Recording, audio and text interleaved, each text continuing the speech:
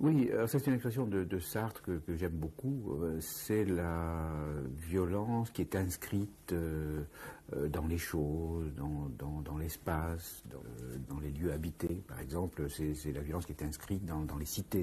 Bon, c'est le fait d'être exclu, marginalisé, d'avoir une adresse inavouable. Enfin, ce sont ces jeunes gens qui disent, quand on dit qu'on est de la roseraie, aussitôt les filles nous regardent un drôle d'air, etc. Bon, cette espèce de violence d'autant plus terrible qu'elle est totalement invisible, impalpable, qu'elle est dans les choses mêmes. Il y a une sorte de chaîne de la violence. Bon, au fond, on pourrait même parler d'une économie de la violence. Les gens qui subissent des violences, par exemple dans l'enfance, dans l'adolescence, etc., dans le travail, dans les relations affectives, etc., ont tendance, enfin bon, c'est je crois une espèce de loi anthropologique, ont tendance à accumuler des espèces de réserves de violence, donc qui explosent alors dans des, ça peut être dans le ragot, dans la médisance, dans ces formes ordinaires de malédiction, dire du mal des autres, c'est faire mal, c'est faire des misères.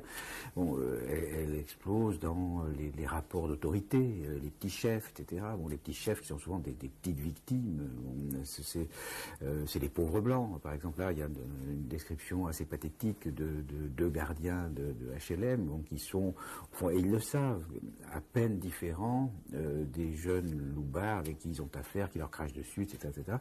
Bon, et en même temps séparés par une espèce de barrière d'autant plus infranchissable psychologiquement qu'elle est plus invisible.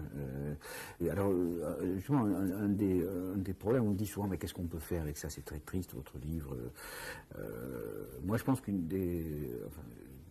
on prêche aux gens l'antiracisme, etc. C'est bien joli. Comme disent les gens de la base, ils disent, je voudrais les y voir. Ils venaient y habiter. Oui, ils venaient y habiter, je voudrais les y voir. Bon. En fait, je pense que dans la logique de l'intérêt bien compris, pour les gens privilégiés, on peut leur dire, vous savez, si vous voulez avoir moins de violence, il faut faire baisser ce taux initial de violence, et du coup, la violence réactionnelle baissera. Bon.